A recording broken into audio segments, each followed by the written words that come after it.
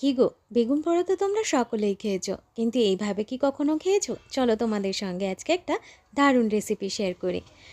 একটা বেগুনকে ভালো করে ধুয়ে পরিষ্কার করে মুছে নিয়ে তারপর গায়ে একটু চিড় লাগিয়ে দেখে নাও ভেতরে পোকা আছে নাকি। তারপর কিছু আস্ত রসুনের কোয়া সেই ফাঁকাগুলোতে ভরে দাও।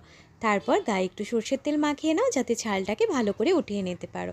তারপর বেগুনটা পুড়ে গেলে তাকে ভালো করে ছাড়িয়ে পরিষ্কার করে নিয়ে এবার একটু হাত দিয়ে ওটাকে মেখে নাও, যাতে পরবর্তীতে আমাদের কাজে সুবিধা হয়। আর যে গোটা রসুনগুলো ছিল সেগুলোকেও একটু থেতো করে নাও।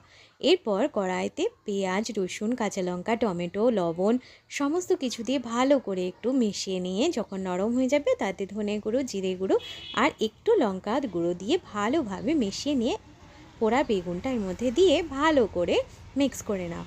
তারপর কি করবে না, একদম সবশেষে বেশ খানিকটা ধনেপাতা দেবে। রুটির সঙ্গে দারুণ